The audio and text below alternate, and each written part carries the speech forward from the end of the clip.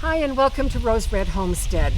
Today is the day that we are going to actually try to bake artisan bread in our setup here that we did the proof of concept on in a previous video. So if you want to watch that previous video first, it might be a good introduction to what this whole contraption is all about and what this black stuff is on the outside of this Coleman stove. So we have made one little change in our fuel. We are using briquettes today because we're going to try to maintain the temperature. Now when we do our artisan bread, I always bake our artisan bread inside a Dutch oven. And I had to look all over to try to find one that was small enough that actually fits inside this little oven. Now, one of the things I need to share with you, in our last video, we cooked a batch of the tube biscuits that you crack on the sideboard and then just put in a tin and bake.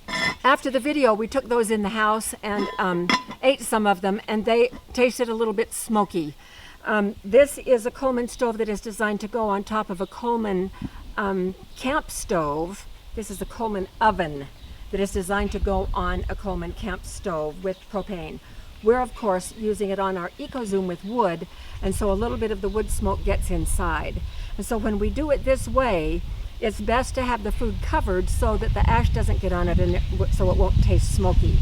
So we are going to preheat this just like we did if I make poolish.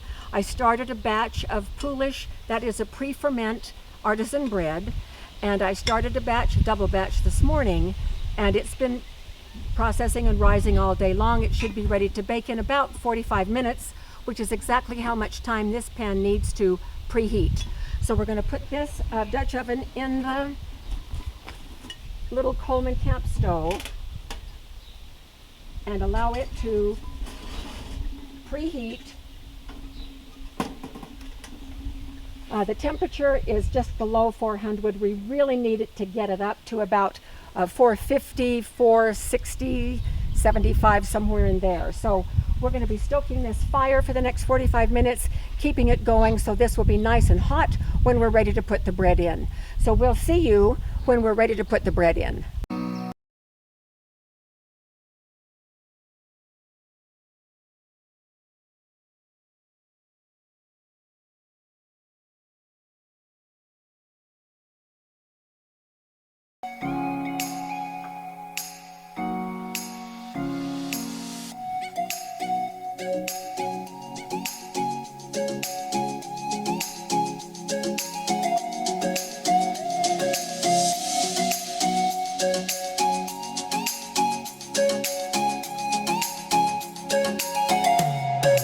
Jim has been tending the fire, the temperature on this stove for the last 45 minutes, and he's kept it right up to between 460 and 475. So that Dutch oven in there should be ready to go, and the next trick is going to be to get the bread in.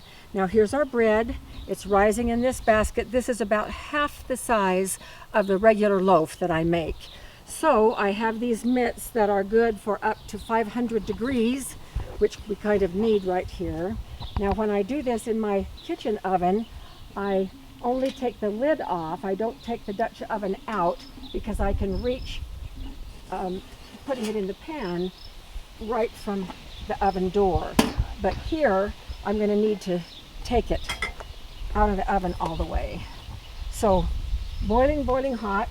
I'm turning the bread out of the basket. I'm bending it in half, ready to put it in so I don't burn myself. Putting the lid back on and getting it back in the oven.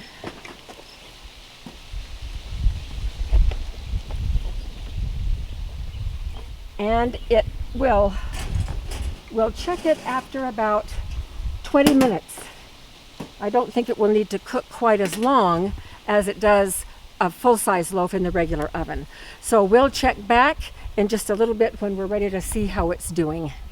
It's been in the oven long enough now. The next step is for us to remove the lid so that it will finish browning off. And if everything is right, it should have risen almost all the way to the top. So let's take a quick look.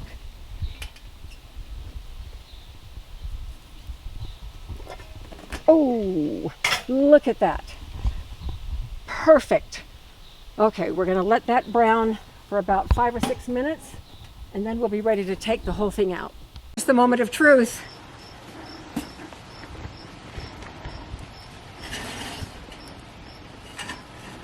Okay, there it is, and it's loose, which is exactly what we want. So I'm going to come around here and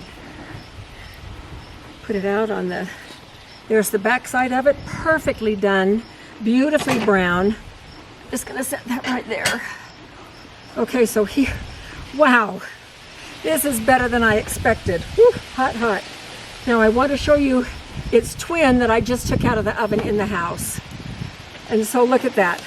This one is even a little bit bigger, but I may not have divided the dough perfectly in half, but every bit is beautiful. So this is just fabulous.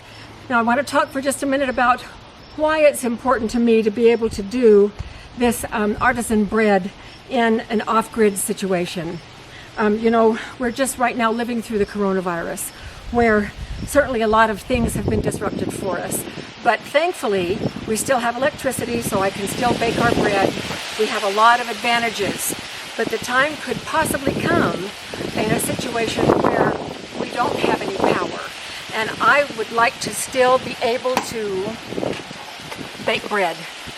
And while it is true that I can use this little oven for just regular bread, and I don't have to do this fancy bread, we have become so accustomed to this artisan bread for the past 4 years since I've been doing it, that it is, it's just a natural, normal part of our family. And in a situation where there is need to have emergency ways of doing things, being able to produce things that are common and familiar would be of great comfort. So I could not be more delighted with how this turned out. So we did our proof of concept in a different video, and then we actually did it in this video. So yay for us, I'm so excited. And I'm so glad you were along with us on this great adventure. So we will see you next time. Thanks so much for being with us.